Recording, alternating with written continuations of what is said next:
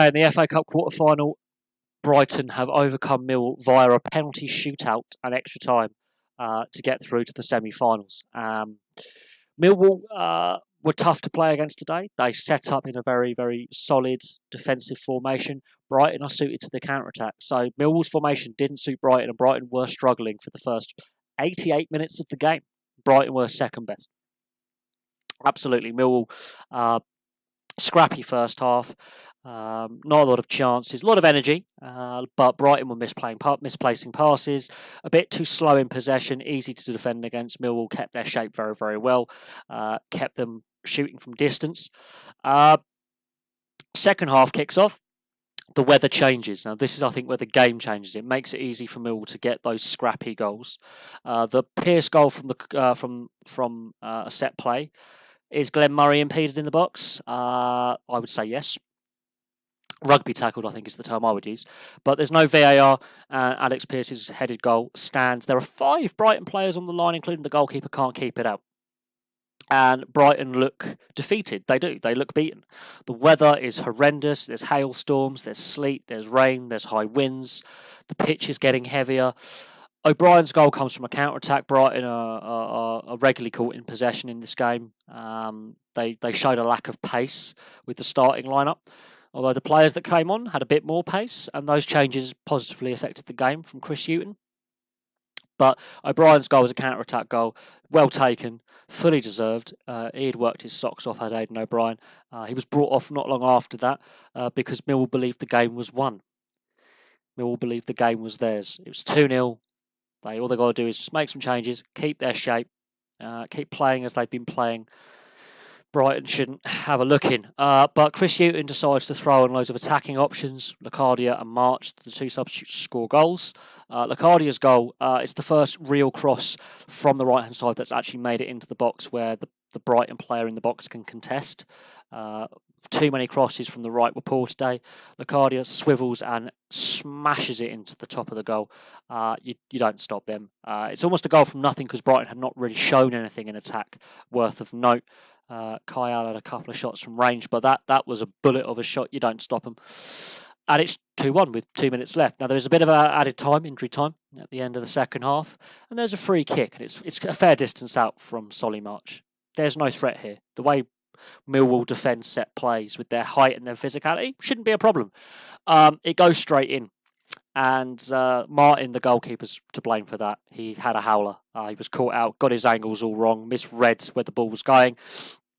Thought it was on target when it actually was going wide. He didn't actually need to claim the ball. He could have left it, and it goes between his hands, clips his right hand, goes in. It's an embarrassing goal. It's one he would want back. And Brighton have saved the game with seconds to spare, about 30 seconds before the final whistle. It's 2-2. Extra time comes along. It's an open start to extra time. Millwall have a good chance. Ryan, the goalkeeper, pulls off a very, very good save. But for the most part, Brighton are besieging Millwall's goal at this point. Martin's redeemed himself. He's pulled off a string of saves. The Ferguson red card in the second half of extra time is telling. Is very, very telling. Stamp. He fouls the Brighton player. Brighton player wants to get up and play the ball quickly, and in the process of the Brighton player trying to get up, he does decide to stamp on him for whatever reason, and is correctly sent off. There is no VAR in this game, may I add. So if there was, Pearce's goal would have been overturned. Absolutely, and Locadia did have a goal wrongly ruled out in extra time for offside, which again, if VAR had been there, wouldn't have been. But it's finished 2-2. Millwall are down to 10 men with a few minutes left in added time. We go to penalties. Ferguson would have definitely been a penalty taker for Millwall. Glenn Murray starts off the penalty shootout and smashes it against the bar, but Locadia, March, Proper, Stevenson, Dunk all score their penalties. Glenn Murray didn't have a great game today, and he smashes his penalty against the bar. And at that point, you're thinking Brighton could blow this. Williams, Tunnicliffe, Leonard, and Morrison get the Millwall penalties, but Romeo and Cooper miss. Romeo's his save and Cooper puts his over the bar. I think Brighton got away with one today. They were very poor for the majority of this game. They came alive right at the end of the second half.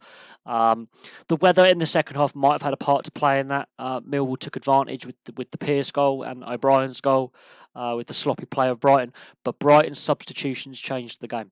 Absolutely, Brighton's substitutions by Chris Hughton changed the game. It's a substitution masterclass. But you've got to look at players like Knockhart not playing very well. Glenn Murray. Were the tactics right to play him today? Should they've started Locadia? That's a debate to have. Locadia's got more pace, and he's younger and he's fitter. There are those questions to be asked. But Montoya down the right, poor, proper. Too many misplaced passes from him, but he did at the end of the day score his penalty in the shootout. Brighton were below par. Millwall again. They've beaten 5 Premier League sides in a row at the Den. They couldn't make it 6, but they are a Premier League graveyard at home. In cup competitions, be it League Cup or FA Cup, Premier League clubs regularly lose here. We've seen it earlier this season with Everton. Brighton nearly and were clearly they were being outplayed. Millwall wanted it more for the first 88 minutes, and then with the substitutions and the 2 goals, suddenly Millwall have thrown away a 2-0 lead. We've seen a lot of leads thrown away in a variety of sports this weekend. We've seen in the ice hockey in the National League in Britain an 8-1 lead thrown away last night. We saw England throw away a 31-point lead in the rugby against Scotland, and now we've seen Millwall throw away a 2-0 lead against Brighton. So we've seen some crazy comebacks. Brighton will have to play better in the semi-final, regardless who they face, be it Man City, Watford or Wolves, and we'll look at that FA Cup draw after this video. But there we go. Thank you very much for watching. Please like and subscribe, place your comments below, and I will have some more videos for you very, very soon.